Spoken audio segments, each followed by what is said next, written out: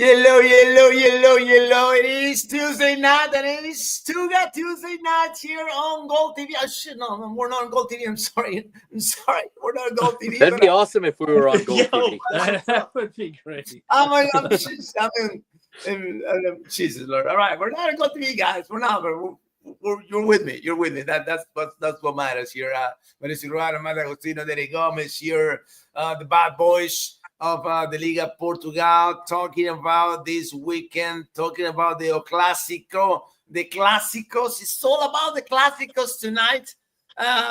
Unfortunately, we'll have to talk nothing spectacular about these two games. What just happened this weekend, man? Why? Why didn't this Liga Portugal? I was so pumped. I got all my songs. I got my drinks. I got my Monster coffee. I was like on fire, and then like, oh Jesus, man, what? Very underwhelming. Yeah. What is this? This is Mourinho's fault. This is the Mourinho's effect. The Mourinho effect is in the Premier League. He didn't park the bus. He parked the truck, the semis, the train, everything. He put everything in between them and the almighty Dragons that he couldn't do much about it. And of course, Farioli, I'm so mad about you, Farioli. I'm so mad with you, brother. Why you didn't play Rodrigo Mora? Because he played. I don't care if he played 95 minutes the other day. He scored the goal winning. Remember, he scored the goal winner, not in the Europa League. Yes, he did. And he would have scored on this game. He would have. But no, in 5 minutes. I mean, he's a magician. He's Harry Potter. But come on, brother. Even for Harry Potter, 5 minutes is a little bit, a bit too low on time for him to make an impact on the game. And before that, we got the other game, right? The other Classicos back-to-back. We got Sporting and Braga at the Alvalade. And I was thinking of the Braga's coach that he's going to be let go after this weekend, right? But he ended up winning in Scotland, and now pulling off that late dramatic goal, late penalty. Capitan Morty. Oh, my God. Why, brother? Why? What was he thinking, brother? Huh? What was he thinking? He thought that the game was over already, right? No, it's not over until it's over, brother. It's not. And of course, I want to make a special mention here, right? You know what I'm going to say, right? You know what I'm going to say. Oh, Murgilistas are serious, brother. Are serious with Pablito on top of the Bola de Plata race. It is so tight. We got 6 goals. We got 7 guys with 5 goals, and it's Chucho Ramirez and Pablito with 6, and then 5 more players with 5. Insane. Guys, welcome to the show. Torres with you, Mauricio Serrano, Andre Gomez, and Mr. Benfica, Mike Agostino, who we were together talking to my boy Matt. Oh, yeah. That's him. Is he here? Hey, tell him to jump in. All right. Hey, he's here. All right. In English, view, unfortunately. I love that. Yeah. What time is it in England now? It's like what, 3 or something? It's got to be 2:15. Yeah, quarter past 2. Something, right? I don't know. Welcome, guys. Mr. Gomez, talk to me, brother. Are you mad about your captain? Do you believe in Lucho yet? Give me 30 seconds, brother. Yeah. Again, we talked about this on the last show, where I do think the football catches up to the results. I mean, it's back-to-back games where I found Sporting to be underwhelming. And again, we almost got away with the 3 points here. We were just seconds away. But I mean, again, there was holding in the box. They called a penalty. It is what it is. I mean, it was a penalty, but you also have to take into account that there's always grabbing and snatching in the area. I mean, for every free kick, every corner. So you could call multiple penalties. But yeah, I mean, not to focus in on that one play. I want to focus in on the game globally. And I just don't think we were good enough. I think that. I got to give credit to Rui Borges. He made the right move and he took Trincão out. I thought Trincão was about as effective as a traffic cone. in the game. He was a complete non-factor, and I do think that again, this guy is surprising the hell out of me, but I'm starting to believe in this guy. I thought Allison again, came in and he infused, speed and energy into this team, and he created opportunities. Sporting did look a lot better, once he came in. But at the end of the day, it was just too little. I think it was like a just result. I mean, I think it's a draw, and luckily there was a draw in the other games, so everything's the same. But I mean, it's troubling. This is a trend right now. This is 2 games in a row in the league where I found us to be very underwhelming. So let's see if this international break will refresh us and re-energize us, refocus us. We'll see. We'll see. Mr. Ruano. So the 2 cyborgs didn't consider the only game, but it was not much to stop at this game for Bednarek and Kivio, huh? No, there was. Listen, we knew what Benfica was going to do. Mikey wasn't here with us last week. We all said Mourinho's going to park the bus. Oh, yeah. He's going to park it, yeah. And he's going to play because he can't lose points at the Dragão. Benfica would be in such a deep hole, and going into this international break, it just wouldn't. It'd be kind of crazy for them. So we knew what he was going to do. Yeah. Porto did what Porto does. They have not changed anything. They came into this game. Farioli didn't change anything. He didn't change his lineup. He went with what's been working. And I know you keep asking for Moda. And, Roy explained to us why he stays with this lineup. Borja Sainz on the wing, just going up and coming back. Defensively, they're just stronger. Just, with the press up front and counterattacking whenever they get the ball and stuff like that. But when your boy came in and he had the ball and the chance to score and he hit the crossbar, I wouldn't want anyone else to have the ball for Porto in that spot but him. And I thought he was going to bury it, and he just missed. But listen, those Polish defenders, that's what they do. Kiwor and Bednarek, they're just, even if when Benfica had the ball and Pavlidis had a chance, there was one or two of them in his way. They're just there in the right spot. They're just veterans, and they know where to be. They're not the quickest guys, but position-wise, they know where to be. They know where to talk everybody what to do. Listen, Porto, they're not going away. And listen, it's like Derek said, it could be just a team of destiny this year. Everything's just clicking for them. Yeah, everything's just working there, man. Yeah. I mean, look at that Red Star game. The Red Star. How did they win that game? How did they win that game? At the end, again. Yeah. When you start seeing stuff like that, it's something. It just seems like that little bit of luck that you need destiny, on their side this year. Yeah. The lines, huh? Yes, sir. Monty, talk to me, brother. Talk to me about your Eagles, man. He was so happy. He was writing me during the game. I'm happy because I still have something to play for the next 7 months. I'm happy because I didn't believe Benfica could play that discipline and could actually hang on for the entire game without conceding. Clearly, we know what they've been working on in the little time they've had to work. And this came out of the video room. This didn't come out on the training pitch. But no, I'm impressed that Benfica hung on because under Bruno Lage, they don't get that result. They find a way to lose at the end under Bruno Lage. And it's not a disrespect to Bruno Lage.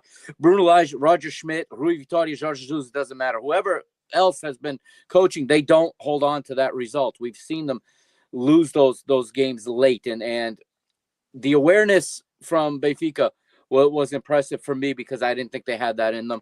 And the fight to go into the Dragão and to basically silence the place. And, all you could hear was the Benfica fans at the end of the game. The Porto fans were so frustrated, they were quiet. My favorite part was Nino signing off. He says, "Thanks for watching Goal TV." This damn game. The mic was still on. We could hear Nino's frustration. So if Nino was that frustrated with that game, imagine that's a good indication. Imagine how Porto fans and Porto players and the staff. Yeah. Oh yeah. I kept it. You signed off, but the mic went on for like 3-4 more seconds. So, But no, that was the goal, was to frustrate everybody and anybody. Even Benfica's own fans that don't understand why Benfica had to go out and play that way. It was either get the result or be out of the championship in October. It was that simple. Yeah. 7 points would not be recovered this season. Yeah, absolutely. No, just because it's happened in the past or come close in the past. Survival mode. Yeah, it's survival mode. You don't want to bank on it. Yeah. And listen, Porto had the opportunities. If their fans don't like it, they got to find a way to score. You got to get through it. I did just send you, Nino, an image. Rodrigo Mora's offside on that play, on that ball that hit the bar. He's offside by about this much. Was he? Yeah, he was offside. Really? So it would have came back anyway. It would have come back. No, anyway. I think I said it right. Did I say it like I think I you said might it, have. right? You might have said it, but again, what concerned me there, though, what concerned me there is we've seen it in so many games. Nobody fouled on that play. If there's seconds left and everybody lets Porto go the length of the field with the ball on the dribble and then slide to a dangerous player like that in a scoring situation. So not all is fixed. There's still things that need to be fine-tuned by Mourinho. But there was, if you're surprised by if anybody expected anything else right now, from Mourinho, Mr. Gomes, that was what we were going to get. Sorry, no. Sorry, I thought you were. This internet connection is driving me crazy. It's driving me crazy. Come on, still. I'm telling you. Stay still, please. So, Mr. Gomez, back-to-back games, and actually not back-to-back, but since that Moreirense game, when you show the full capacity, the absolutely dominance that your team could be. Hasn't been the case. What is it? Why are we going? Why are we slowing down? I'm not just slowing down it's just on reps, but slowing down in creating situations, right? Yeah. No. I'll sort of echo back to what I said last week and what I said really at the beginning of the season. It's really when Trincão and Port, when they drop their levels, when they're not as involved in the game, Sporting suffers big time. A lot. Sporting suffers big time. I thought if you look at the entire season, the whole body of the season, even when Trincão and Port are not performing to their best, Rui Borges will keep them in. He never takes them out unless it's right at the end. But here, he was forced to make the move. That's how poor Trincão was playing. That he felt compelled to take him out. I thought that was extremely telling. I thought it was the right move. I think we improved after he left. But we need him to play well. That he gets our attack flowing. He just wasn't involved, wasn't getting on the ball. The same could be said about Port. I thought Port was marginally better than Trincão. He did have a good chance in the first half to score. But again, it wasn't vintage Port. Again, I thought Kenda has he got that starting spot, and I think that he's performed pretty well. Lucho scored the goal. Lucho was getting involved, but in order for that attack to flow, you really need those two guys to work, to be involved, to be the orchestrators of the attack.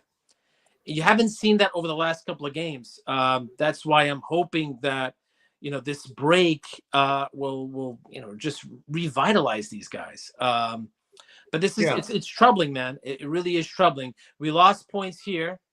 We're lucky that right now we've lost points in the big games, but we're beating the teams that we should beat. Hopefully that can continue. But I am concerned about losing future points if we continue to play.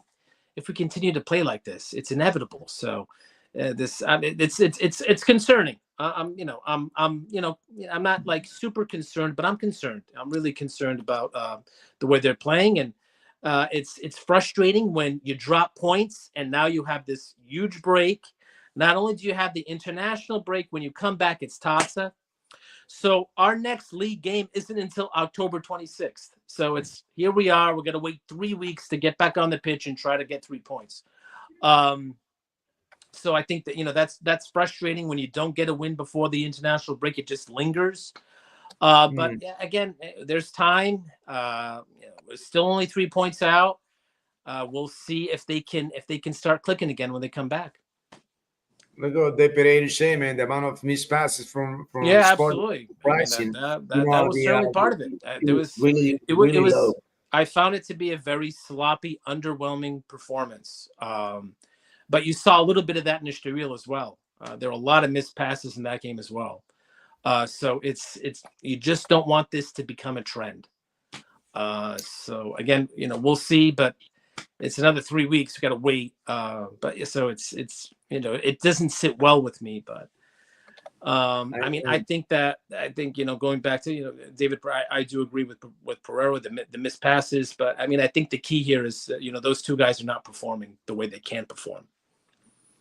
I know, and I'm gonna ask Dave this question, and then we'll go to Mauricio. Dave, of course, he's gonna type in his answer, right? Dave, you think he's if Braga's coach is safe after these two that away victory for Europa and this late point to not only just the late point, right? Not only just that, because Braga was a better team on the pitch for almost the entire second half. All right. But I'm going to ask Dave what he thinks if the coach is going to last longer than a couple more weeks. So there's Braga doing Braga things next week and playing horrible at home again. And who knows, right? Who knows? But anyway, Mauricio, so do you think that from now on, almost the entire league is going to play like Benfica against Porto? The smaller teams, I think so.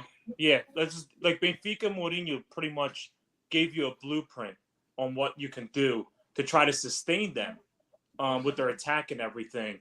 But this is the thing: you can try to do it, but can you do it successfully? Is the bigger question. Benfica has quality talent to do that with their team that they have, and Mourinho's just an all-world coach to teach that philosophy and that the tactics and everything.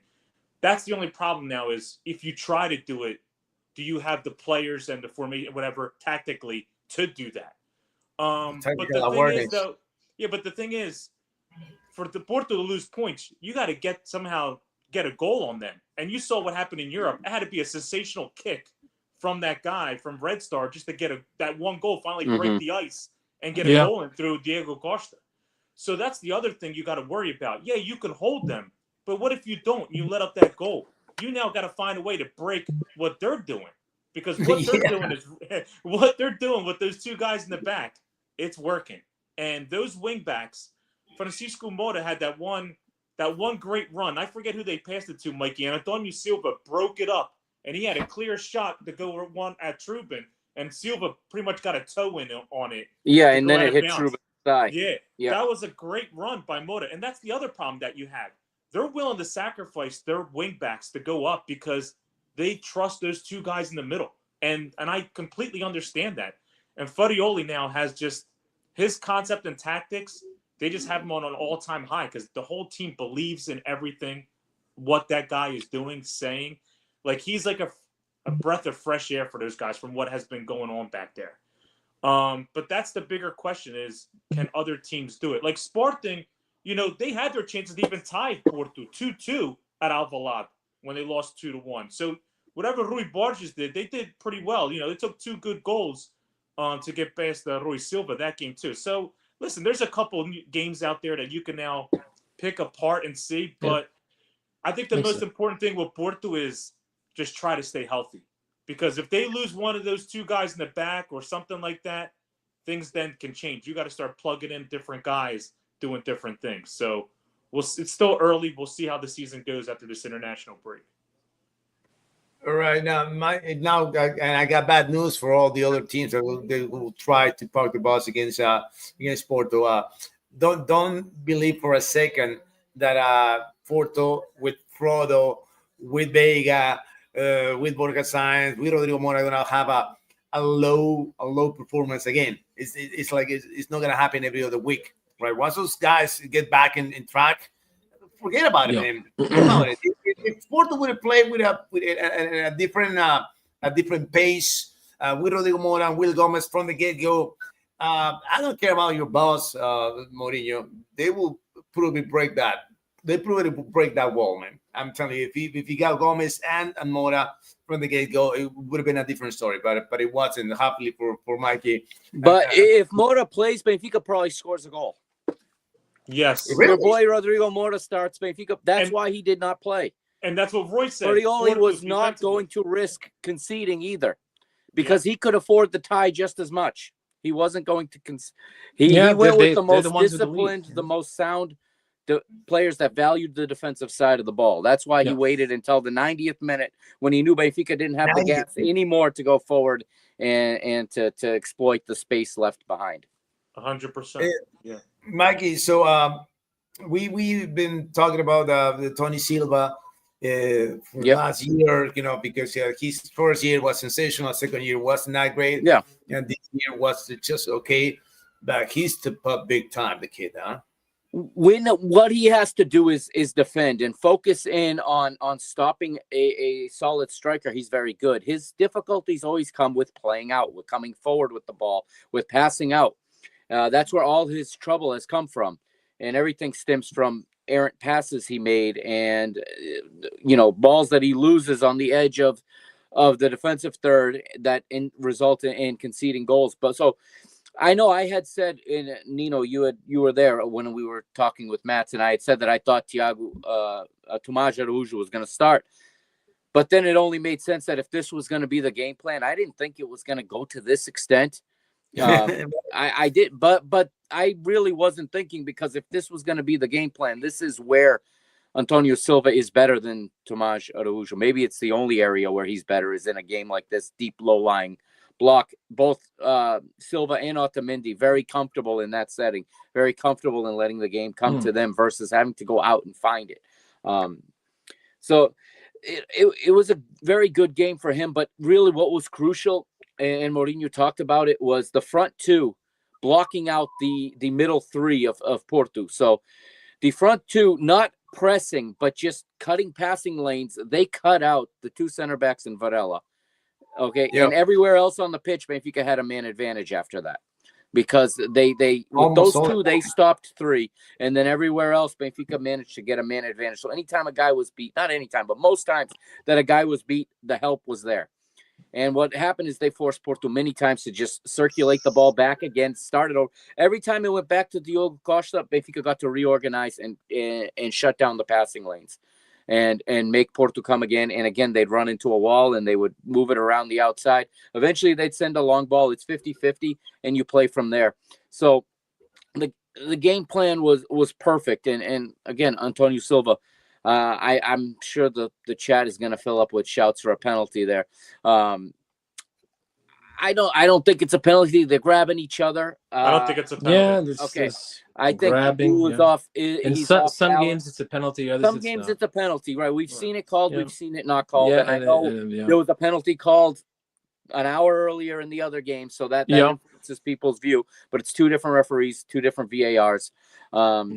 It is frustrating because there is no consistency in what is a penalty and what isn't. It changes week to week and based on who's playing. But from my vantage point, yes, I'm wearing red glasses. But I think I see Dennis Gould off balance and falling before and they're both grabbing each other. So yeah.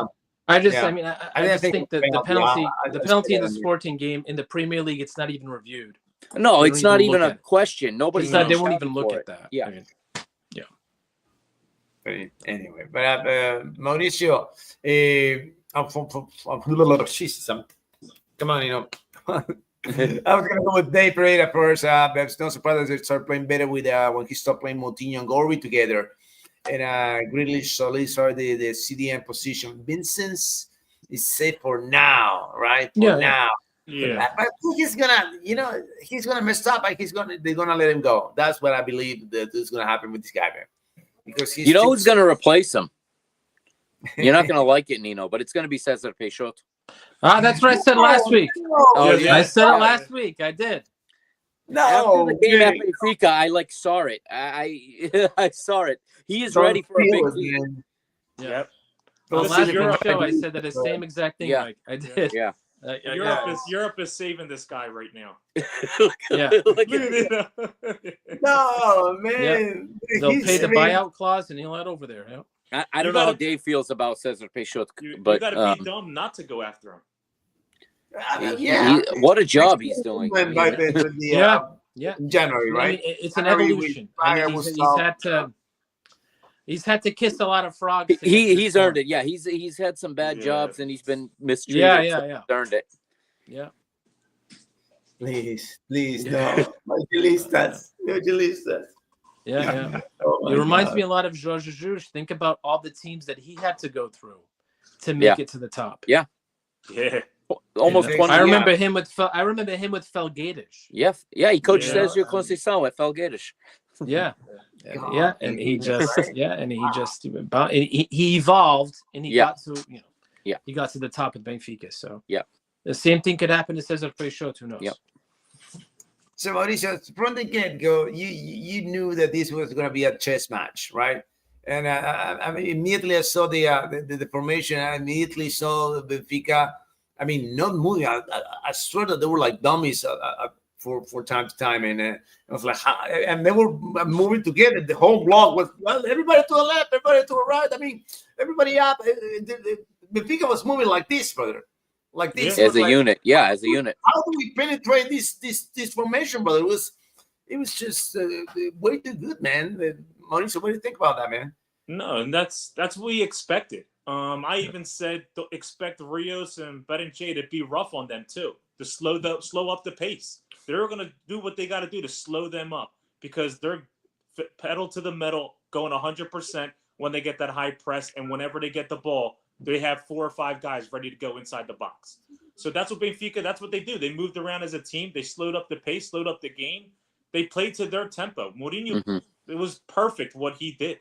He did it to frustrate them, and that's what he did. And Mikey told you, from the crowd and everything, you could hear it, the frustration and everything. They knew they were out of sync. They didn't expect it. They thought Mourinho was going to come play man-on-man with them, expecting that. And that's not – and listen, we saw it coming. Like, they can't afford to lose. They're going to park the bus, and they're going to be like, you try to beat us, but if we get a chance, we're going to make it count. Mourinho loves those kinds of games. He loves those games. He just loves those kinds of games. And listen, he's the master when it comes to those kinds of games. It was reminiscent of Inter at Barcelona all those years ago. It goes back to the Man City. It was Sugar Ray versus Marvin Hagler, brother. That's what it was. Listen, it's just like the Man City. I mean, I think it's why he's good at winning those. I want the 3 points. That's it. Yeah. Those cups. That's all it takes from Mourinho. He wants the points. That's all that matters. It doesn't care how you get it. 3 points is 3 points. But he knew what he had to do to get there. But listen, Porto Farioli, listen, this is his first time, I feel like, going up against Mourinho. So listen, you now get a blueprint too on what you saw with Benfica and what they can do. Because guess what? The next game is at the Estádio da Luz, and you got to show up and do something there too. Could be a little different, I think. Yeah. And also to answer the previous question, he asked who's going to start in net for Porto and the Taça. Usually they put Claudio Ramos starting on the Usually, Taça. yeah. Hey, he's a good backup anyway, so. Yeah, he is. Yeah, he's a good backup. Right? Hold on a second. But Dave said he says he won't be License fired. will not be fired, so I'll put chips to the table for license. A 3-year deal. 3-year deal plus stuff. Ooh. Yeah. You never that's- get out a 3-year deal. Yes. No, that's trust. I mean, we keep it short though. You never do that. So that means Peixoto will go to Vitória Guimarães instead. That's all. No, That's Mikey, no. He's Keep got it short ties though, to both Evangelistas. clubs. I'm not just throwing this in the air. He's got ties to both Braga and to Vitória. He's from Guimarães, so it wouldn't shock me. Right. He played for Braga. He's from Guimarães, so it wouldn't shock me. Derek, so another, how many times are we going to talk about this? The Morty and Pat Morita not being the same duet as they used to be. Again, it's again and again and again. It doesn't seem that they're going up. It seems like they're staying on that same level. Yeah. I mean, I think it has more to do with Pat than it does Morty. Yeah. Right. Yeah, I mean, it's just it's tough for a guy to gain to be consistent when there are these constant nagging muscular injuries that will take this guy out for for a few weeks, for 2-3 weeks, and he comes back for a little while. Then before you know it, he's back on the injured list. So in order to, especially the way that Sporting play now in this this 4-2-3-1, that midfield pairing, it's important for them to be on the same page, to work well, to combine, and when one of them is in and out of the lineup, it's tough to develop that that consistency.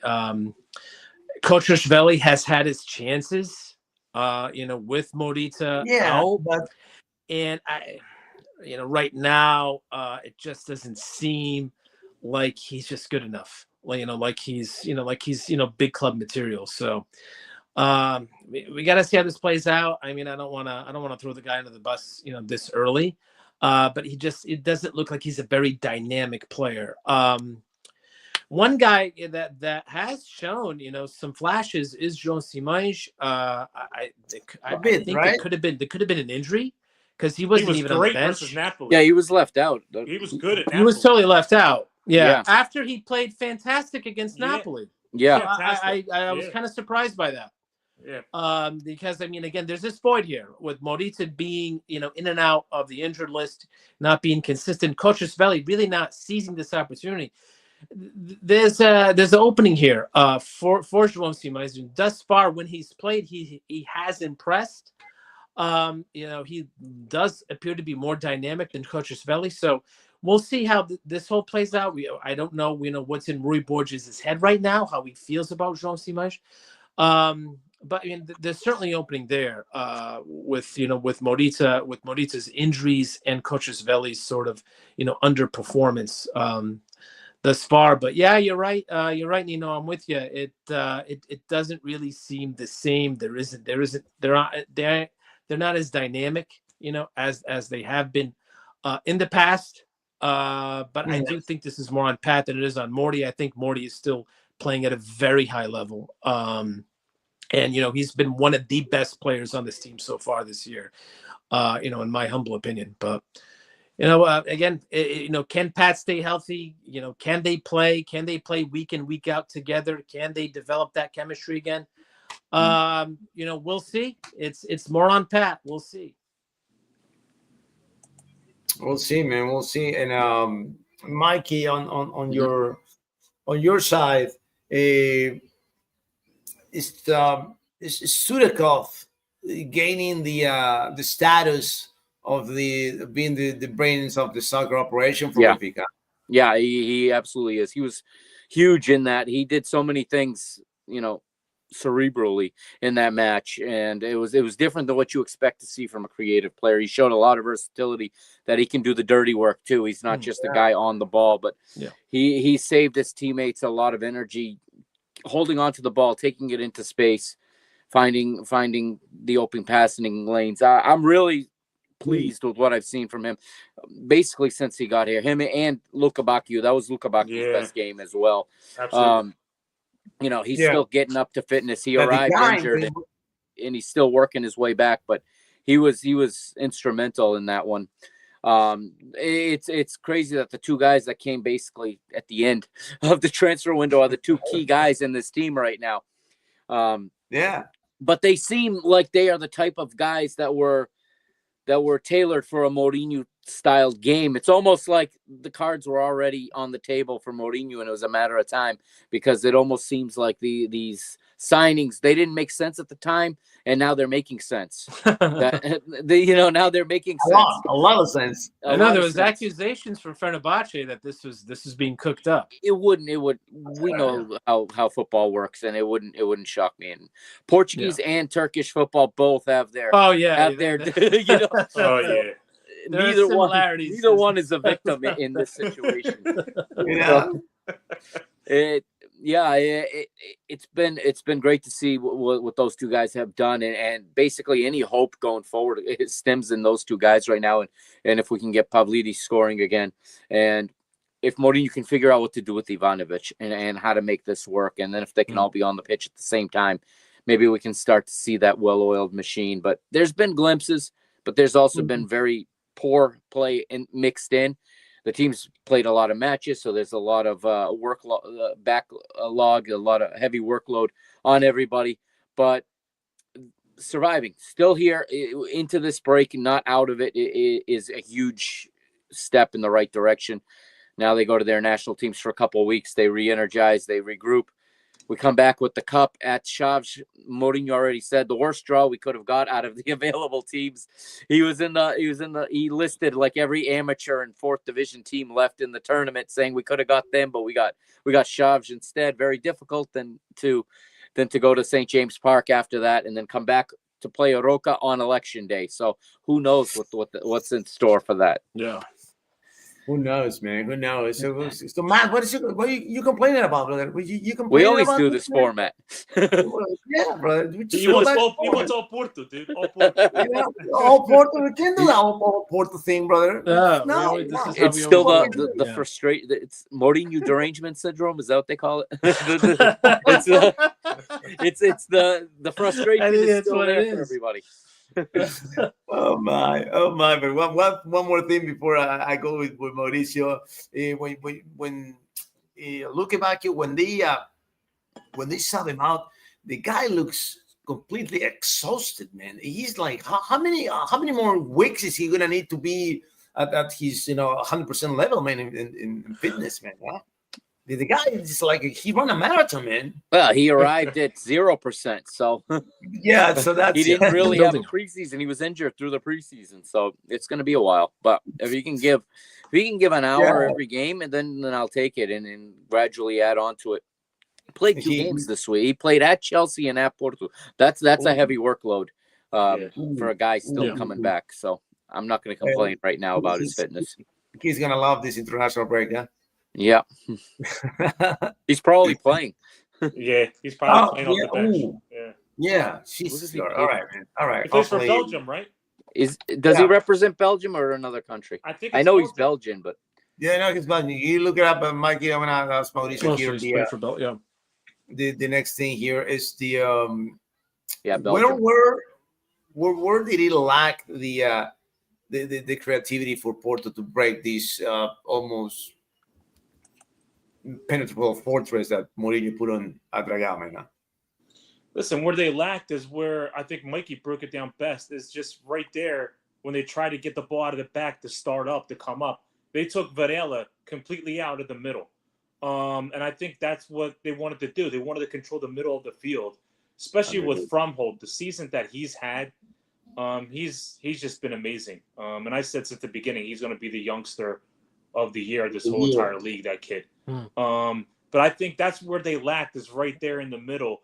I felt like they were just trying to come up the wing, and that's where Benfica just wanted them to go. They were just moving in unit, keeping the ball to the outside and just keeping it out in that middle where Samu could receive the ball and hopefully try to go one-on-one with Antonio Silva back there, or even Otamendi. And I think Benfica did the right thing. They broke it down, and they said, listen, if you're going to come at us on the outside and see what your wing backs can do against ours. And that's what they tried to do. And Rios and Berenchea and Arsenis, they were like, listen, we're going to stay here in the middle. We're going to keep Varela from Holt pretty, tight up here in the middle and see what you guys do from the outside coming in. But that's where they lacked. I think right there is just trying to get the ball to Samu. You didn't see him get the ball a lot, but only a time was like in a cross or a long ball from the back, just hoping he would, win the ball and hold the ball for everybody else to come up. So the Benfica did a really good job. Like defensively, that's what they did, and they held strong for the whole 90 minutes. They had the little hiccup at the end with Moura. Well, like Mikey said, he could have been off sides. But besides that, Trubin didn't really have a lot to do. He made maybe two quality saves, maybe one. I could think the whole entire game. Yeah.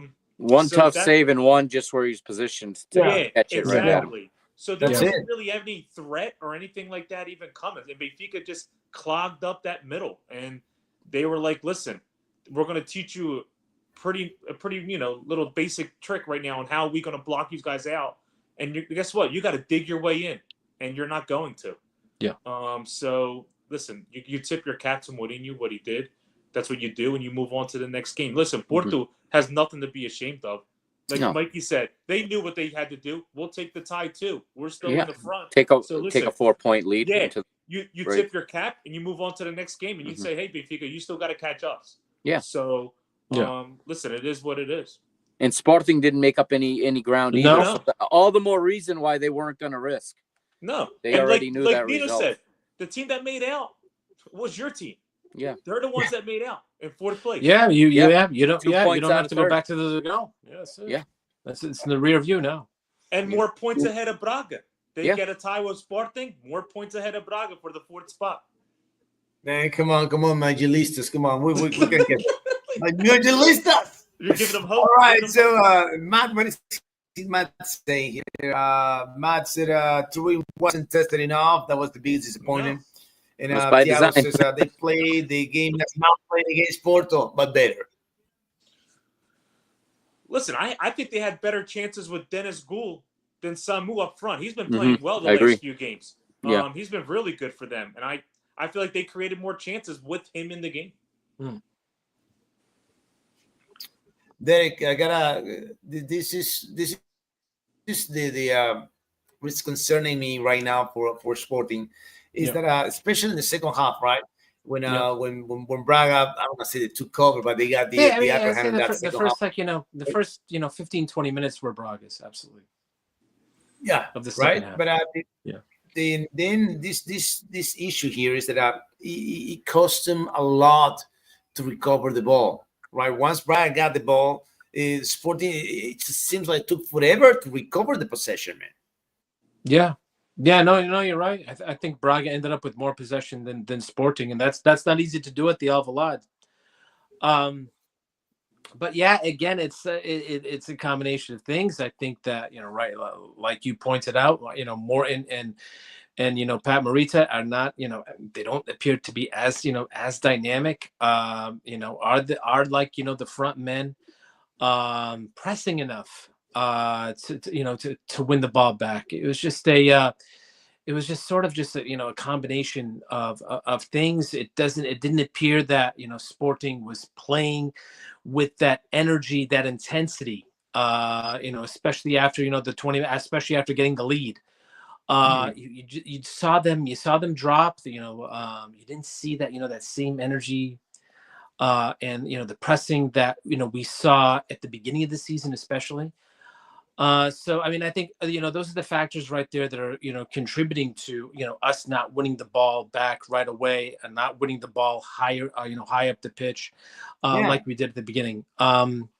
So again, I mean, I'm looking at this international break, and I do hope that these guys can come back revitalized, re-energized, because we can talk about tactics, and how important tactics are, and who's playing where. But if you don't bring that intensity, if you don't bring that energy, it's all for nothing. So I mean, I do think that was from what I saw the Estoril game and this game as well. I just didn't see that fire. I didn't see that energy that I saw, in games earlier this season. Again, it could be a letdown from Napoli. I think that we went up there and we really battled and we combated and we were right there with them. So you have that Champions League game, then you come sort of back down to earth. I mean, that could have impacted the way they played as well. But I really do think I just didn't see that fire, that energy. If for majority of the game, I did see it when Allison came in. I thought that he really did give us that infusion that we were lacking, for the first 65, 70 minutes of the game. But it was just too little. We need more.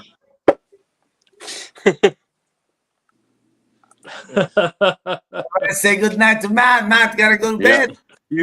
4 a.m. in the UK. So go have take a nap. Right? Take a nap. I mean, go to sleep, not take a nap, man. Just go to sleep, brother. Man, it's too late over there.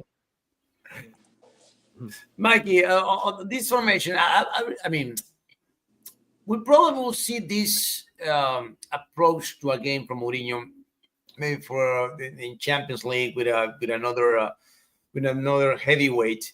But Yeah, with Real Madrid and with I teams don't like think that. that we're gonna see this type of approach for Mourinho until the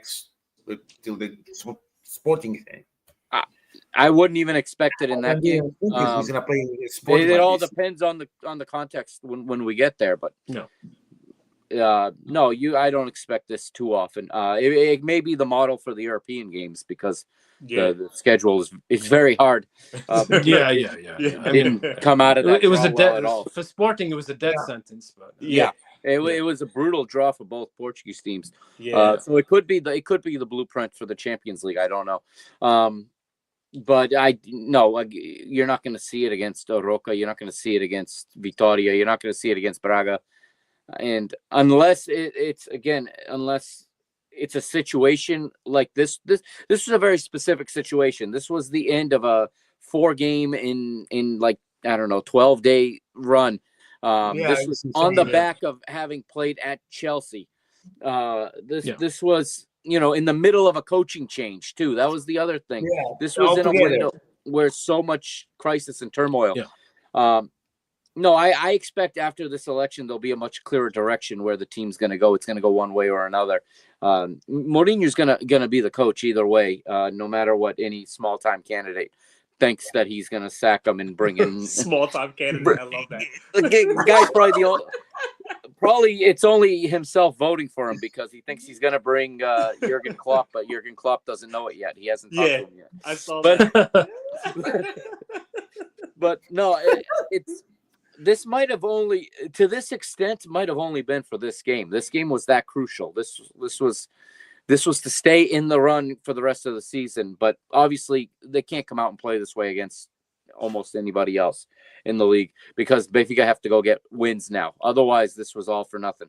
I do think Benfica they won back one of the points they dropped against Santa Clara and against Rio Ave because this. Given everything going on, there was no expectation, at least for me, to go into Dragão and get a point. There was nothing pointing to that happening. So they managed to get one of them back and to stay alive. But now they got to start scoring goals. I mean, you can't 0-0 your way to they can't beat Portugal 2016 in the Euro, and there's no penalty to carry you round after round. So. No, it'll have to evolve from this, and I expect it to. And I know that he's gonna come up with a plan. He's got time now. He's got 3 weeks to figure out what he wants to do with certain players, and the matches are gonna come fast. Still, they really never slow down. We used to say that it was in these congested windows, but really the entire season is congested now. They've added 2 Champions League games. We're playing a League Cup later, and there's the Portuguese Cup now that all the teams are going into. So the fixture congestion doesn't slow down unless you get eliminated from competition. So, and nobody wants that. So they're just gonna have to figure out how to manage it and get more opportunities and start finding efficiency in front of goal. Otherwise, it's going to be the games against the other teams that really are going to be the struggle for Benfica. Find like it has been up until now, getting leads and then keeping them against those teams, staying focused, staying locked in against a Rio Ave when you're ahead 1-0 with 5 minutes to play. That's where the team needs to improve, because there's a long way to go before we see Sporting in December. So a lot of points could be dropped between now and then, and that match might not be for much if points are dropped between here and there. So.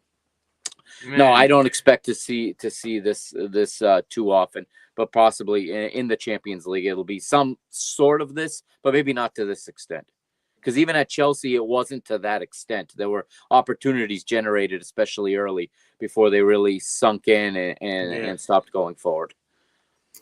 Mikey, but in this case, and I know we haven't seen. I mean, this is a totally Mourinho style kind of play for big games, but I haven't seen yet the actual blueprint of Mourinho, what he wants from the team. But I'm seeing after getting the point, after getting the result, after getting what they wanted to get out of Dragão, nobody has been coached on this team by Mourinho before. Right? No, I don't think anybody's worked with him before. Right. So No. Even though they know who he is, they know all his career, they know everything about Mourinho. This is the first time they have it in the locker room, and it's like you gotta earn that respect within the locker room. Do you think that he from this point on, that the players gonna be more receptive to? I think so. I understand what you're saying. You know, I think so. Yeah, I do think so. Unlike what happened to him at Manchester United, where everybody said, "We don't care what you've done. You know, you're old," and I don't think he's going to run into that problem with these players. Not yet, at least. If they come out and they play like this against Soroka, then maybe he'll lose the confidence of them if this is the game plan against Soroka. But I don't expect that. I do think that the team really came together, and I think they are behind the manager now. I think they're really starting to become a unit with the manager. He's only been there a month, and I mean, he doesn't even know his players all that well. I was impressed how much he knew about Porto when he was talking in the press conference. So, he stayed up late nights watching videos because he knew very intricate things about all the different Porto players, and he knew them by name and whatnot, by nickname and everything. But I don't know how much he really knows his own players. And I think that's what this break now is for him to figure out is to figure what he can ask of each player and how they're going to fit into his plan. Mauricio, do you think that Farioli after this is he gonna be willing to take more risk? Based of course on the opponents, right? I don't who's playing. You're going to who you play next? Porto, I think in Porto. Moreirense. They're going to away. All right, that's a good match. Yeah, they have lost. Yeah, they're perfect. They're perfect at home. The only team is perfect at home so far this season is Moreirense. Do you think that he's gonna be daring more for the upcoming games? No, listen. If I'm Farioli, I don't change a thing. I keep doing what I'm doing. The players now are fully invested. They're behind him all the way. Even a Rodrigo Moura, he may want to be starting or playing, but he sees what's going on. He'll be starting in the European games when he needs to rotate the squad, like he did this week when they played against Red Star. I think he doesn't change a thing. He has the whole morale. He has Villas-Boas backing him up. There is nothing you need to do but just make sure this train stays on the same track that it's on. That's what he has to maintain and do right now. Even when there is a hiccup, let's say in the next couple of weeks they run into their first loss or something like that, he just has to make sure that they're still focused on what needs to be done tactically and performance-wise. And not, if I was him, I would not change a thing. Because right now, besides that goal that they suffered on Red Star, no one has still figured out Porto to break that wall to score a goal. And listen, that doesn't happen overnight. Obviously, tactically, and the players that they have, performance-wise, they know what they're doing. They take risks. You have Alberto Costa, making some runs up there, and sometimes From Hulk gets in the box and stuff like that. But it feels like they know who needs to rotate back, and that's like what Mikey said. That's why a Borja Sainz and a Pep are in the starting lineup, because when From Hulk makes that run, or Vega, or Alberto Costa, they know which player needs to rotate to fill up that spot, to fill up that space. So I feel like right now they're just all on the same page and everything like that. You're hoping a team like Sporting and Benfica, you're hoping this international break, maybe being on the international team, something happens with their brain or something. They miss up tactically when they come back. But if I'm Farioli, no, listen, you keep doing what you're doing. The morale's good on the team. The president is loving everything you're doing. Os Socios have everybody's cheering for you right now. Yeah. There is not a bad thing going on in Porto. Yeah. Besides the traffic, there ain't nothing going on bad in Porto right now. So I would just keep everything the way it is. I think he's been flawless since he got. Yeah, absolutely. Yeah. Even when you think you have him beat, he scores a goal in the 85th minute. Exactly. Against Red Star and against Red Bull. And Salzburg. He find a way. It's just find a way. The classic Porto. Yeah. And Derek, so with Rui Borges, having a few focal points and a few positions where he makes substitutions like Kenda, path for coach or having Jan Bayanidis in that position of having another player in there. Yeah. This international break, you've been hoping that this is going to be a refreshment for the players. But do you think that Borges is going to go more to the talk to the players and like, guys, listen, you gotta relax. We are Sporting. We champions back to back. We just get back and track to what we were before, and we're gonna keep this rolling. Or you think it's gonna make more? Gonna tweak some stuff here in the formation? I don't see him tweaking. Yeah. Based on what I've seen so far, I don't. I mean, I think that he's behind his convictions. I think that we're gonna maintain this 4-2-3-1. We're going to keep that. In terms of, there may be some minor variations. There may be, because he has been very public about how they expect more out of Coach Svelli. He's been public about it, which is, that's very telling because normally that kind of stuff just stays in the locker room.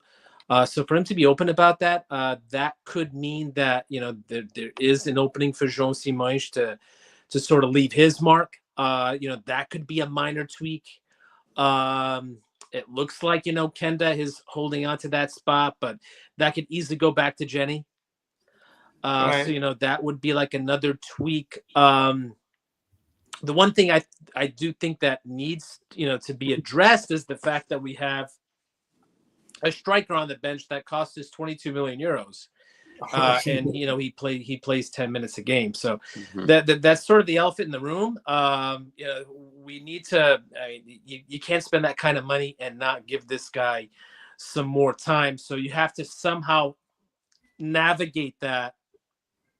We have to keep Lucho fresh, Lucho scoring goals, but we need to somehow give this guy minutes. Obviously you got the cups coming up, so that's a great opportunity for him.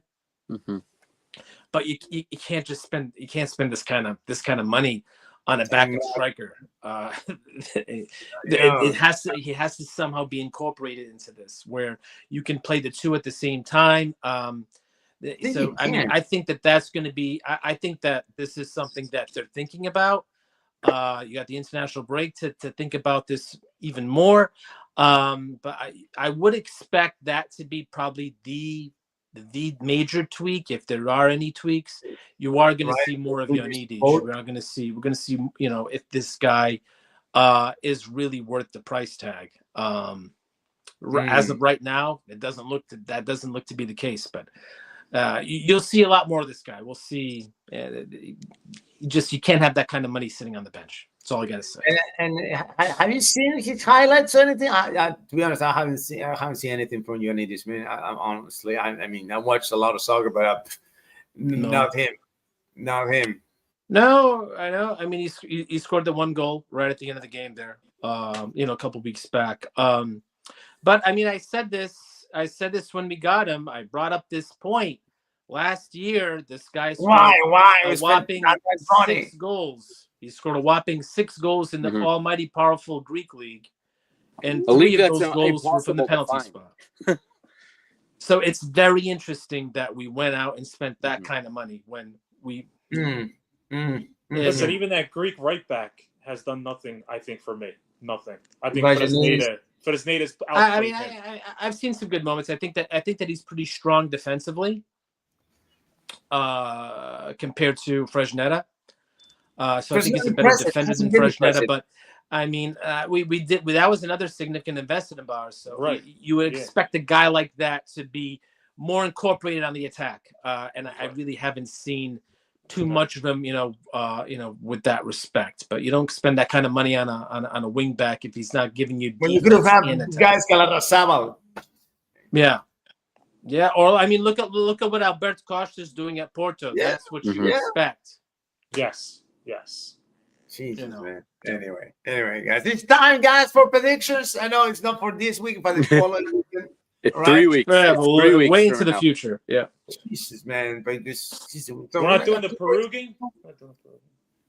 No, they're not Perugian. No, we're taking off this week. We will be back next Wednesday, the 15th. We got a massive game in Classicos. It's Universitario versus Sporting Cristal. Oh, We're running the table, but we're 8 points clear at the top, and nobody can catch us. Nobody can see our freaking license plate yet, man. Awesome. Go, Mikey, go. all right. Let's go. Next game. Okay. Friday, October 24th. Damn. Alverca versus Gil Vicente. I know where Nino's going with this. Yes. Come on, Julius, come on. 3-1 Gil Vicente in that one. Praise from Pablo. Derek, what do you say? I'm gonna go 2-1 Gil Vicente. Mm-hmm. All right, Mauricio. I'm gonna go 2-0 Gil Vicente. Mikey. 2-1 Gil Vicente. Alverca's been surprising so far, but this They came with a good win this past week. So yeah. It's there. All right. What's next? Santa Clara AVS. oof. I'll go with the Islanders, but a tight one, man. Just 1-0. 1-0 Santa Clara. Mm-hmm. Mike, what do you say, man? 2-1 Santa Clara. Derek? I agree with you, Nino. It's 1-0. Mauricio? I agree with you, Mikey. 2-1 Santa Clara. 2-1. All right. Mike, what's next? Benfica Aroca. On a day, hopefully Rui Costa's last day in charge. Oh, you said it, right? Jesus. So He's got my vote. because you said that, I'm gonna say Sporting's 2-1. never been better than under Rui Costa's Yeah, I mean, presidency. That's got my vote. The rise of Sporting. That's his claim to fame. He resurrected Sporting. He's got my vote. 2-1 Benfica. Derek? I'm gonna go 2-0 Benfica. Mauricio? I'm gonna go Mikey's famous 3-0 Benfica. Mikey, what do you say? Yeah, 3-0. But there's going to be a change in the air that day, and Benfica's going to be ready to go. And okay. 3 weeks right. from now, I think they'll have things figured out. We'll see a 3-0 win that day. Nice. What's next? Same time as Benfica and Aroca, it's Estrela and Rio Ave. Oh, that's the game Nobody I'm understands this league. That's the game I'm watching. What? Someone would have to televise it. So you ruin Mauricio's life, man. How Yeah. are you doing that, man? Mauricio, how is he gonna watch all two games at the same time, man? He can't. But Rio Ave, Clayton, 1-0. Oh, Derek? Clayton ain't gonna play. He got a red card this game. Oh crap! They sent him off. He got 2 yellows this past game. Crap! I didn't see that, man. I only saw that he scored, but that's it. Yeah, you're welcome. We got Andre Luis. I'm gonna change it. Then no Clayton, no goals, 0-0. Yeah, no miss. I'm gonna go 1-1. 1-1. Okay. Mauricio, I agree with Derek. 1-1. 1-1. Mikey, I also say 1-1. 1-1. All right. Everybody with the tie here. Huh? Okay, Mikey, what's All next? right. Rui's favorite team, Estoril versus Nacional. 5-0 Nacional. 5-0 Nacional. Yeah, we're not going to 5-0 this all for Nacional, Rui. yeah. We're gonna all say 5-0. Nacional. We'll all say 5-0. 5-0. Where were you, Rui? Where were you, brother? What's next? Mike? It's a good one. Famalicão versus Vitória. Oh, Okay. Ooh. that is a good game. Ooh. Yeah. I take Fama there 2-1. At Fama, right? It's a Famalicão, right? Yep. At home. Famalicão 2-1 on that one. The Gomez? I'm gonna go 2-2. 2-2. Yeah, I was leaning to that, but I said 2-1. All right. Mauricio? I'm gonna go 1-1. 1-1. Mikey? My instinct was 2-2 also. I think 2-2. Yeah, I think I was leaning It's gonna to be that. fun to watch. I want to see a winner. That's a big Fama for that one, man. All right. What's next? Tondela versus Sporting.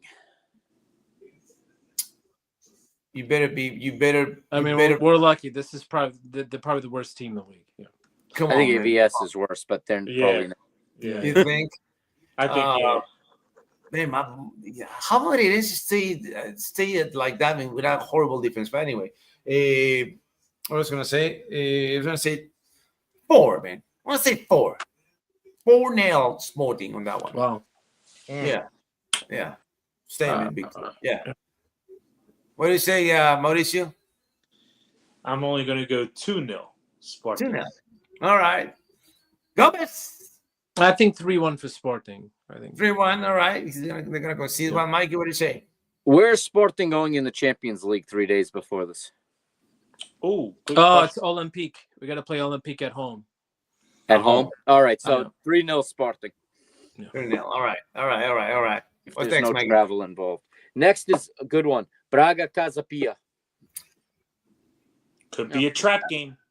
Yeah, could be a trap game. Yeah, after a They big got a result. Europa League, so that, yeah. And they got Europa League on And they're coming Thursday, off and the then Sporting game. then Yeah, yeah. could be a trap game. 1-0. Rodrigo Salazar scoring the goal winner for Braga.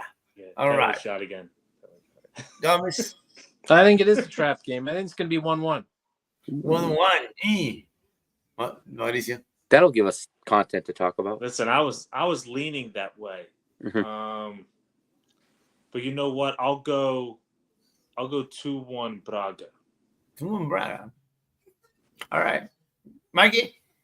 I don't really rate this version of Casa Pia this year, so I'm going to say 2-0 Braga. 2-0 Braga. All right, man. What's next, Mikey?